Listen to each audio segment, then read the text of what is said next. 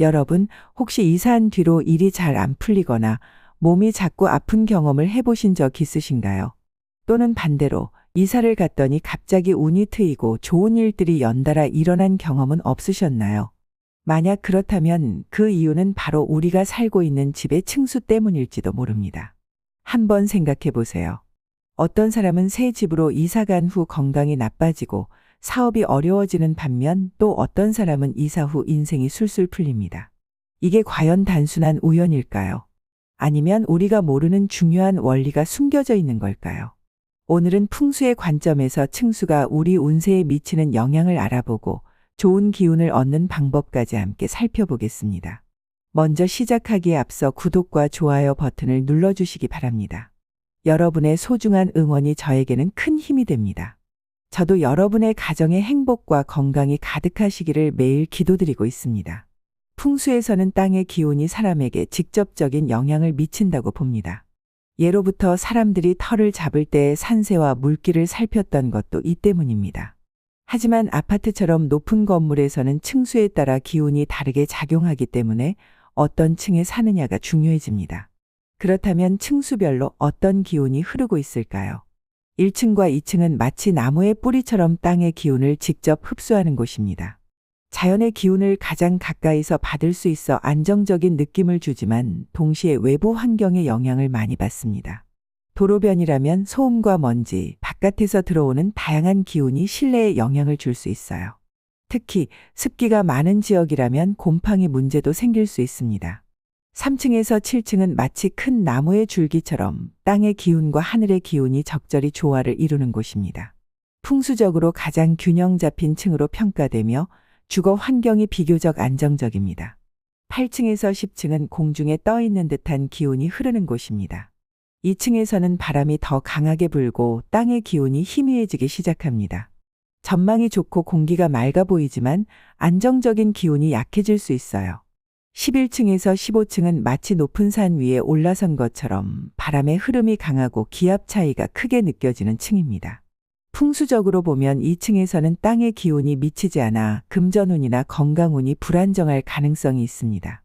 16층 이상은 마치 구름 위에 사는 것과 같습니다. 땅과의 연결이 거의 끊어져 있으며 바람의 영향을 크게 받습니다. 2층에서는 기운이 불안정해질 수 있어요.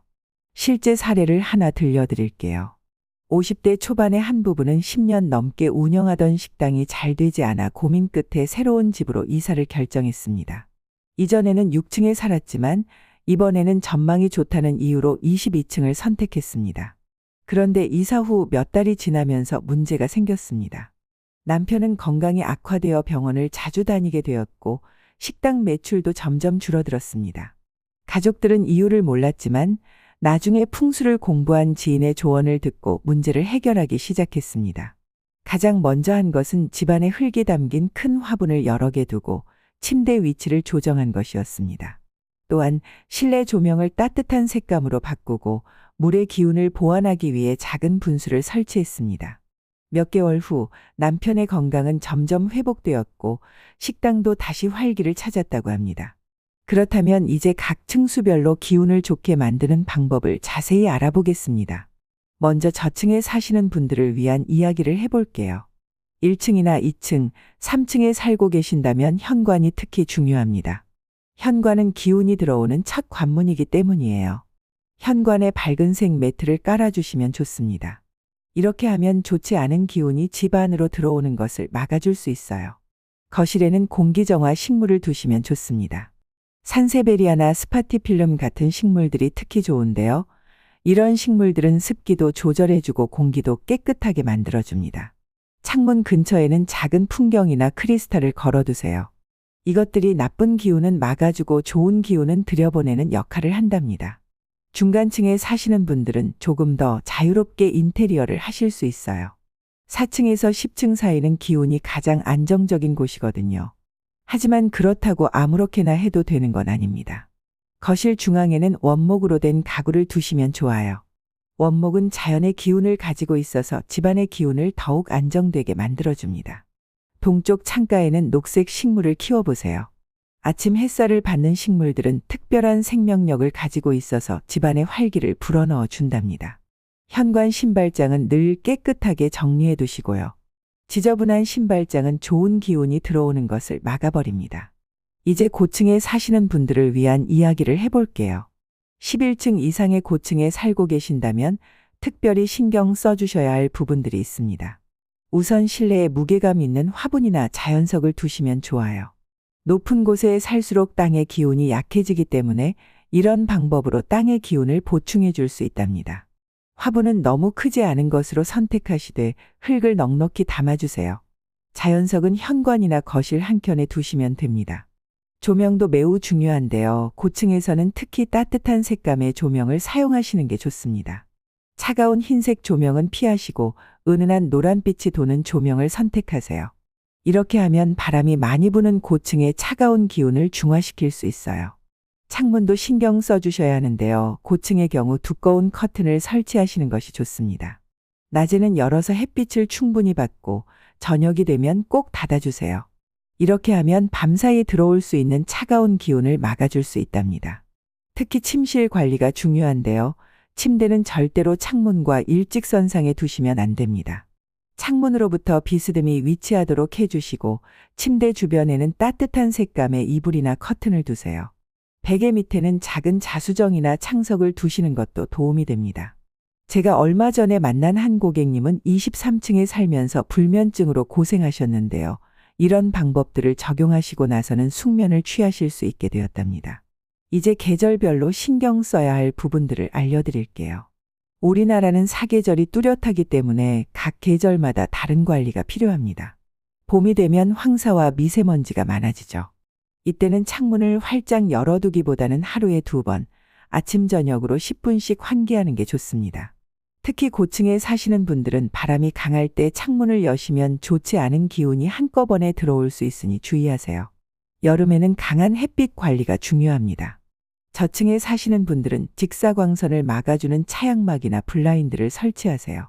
고층에 사시는 분들은 특히 서쪽 창문을 잘 관리해 주셔야 해요. 오후에 뜨거운 햇빛은 실내 기운을 불안정하게 만들 수 있거든요. 가을이 되면 건조한 공기가 문제가 됩니다. 특히 고층으로 올라갈수록 더 건조해지는데 이때는 가습기와 함께 물이 담긴 그릇을 실내 곳곳에 두시면 좋아요. 물은 음의 기운을 가지고 있어서 건조하고 불안정한 기운을 중화시켜 준답니다. 겨울에는 난방 문제가 중요한데요. 저층의 경우 바닥 난방을 조금 더 강하게 해주시는 게 좋습니다. 반면 고층의 경우는 오히려 과도한 난방을 피하세요. 실내외 온도 차이가 너무 크면 기운의 불균형이 생길 수 있어요. 제가 만난 한 어르신은 15층에 사시면서 겨울만 되면 관절이 아프다고 하셨는데요. 난방 온도를 적절히 조절하고 가습기를 사용하시니까 많이 좋아지셨답니다. 임신하신 분이 계신 가정이라면 특히 안정적인 기운 관리가 중요합니다. 고층에 살고 계시다면 침실은 가능한 한 안쪽에 두세요. 바깥쪽은 기압 변화가 심하고 바람의 영향을 많이 받기 때문이에요. 제가 상담해드린 한 임신부께서는 23층에 살면서 잦은 어지럼증을 호소하셨는데 침실 위치를 안쪽으로 옮기고 나서는 증상이 많이 좋아지셨답니다.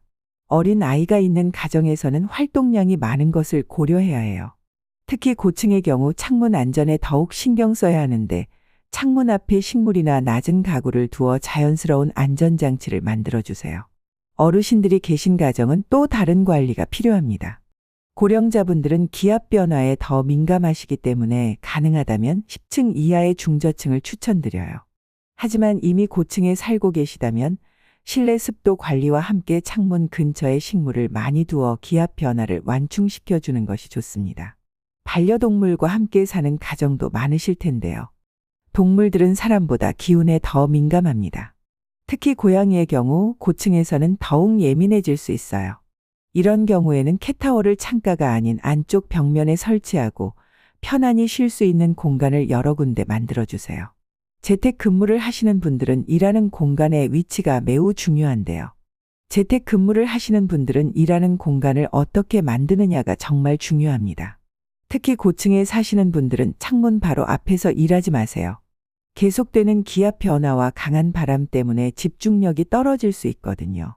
대신 창문에서 살짝 비켜난 곳에 책상을 두시면 좋습니다.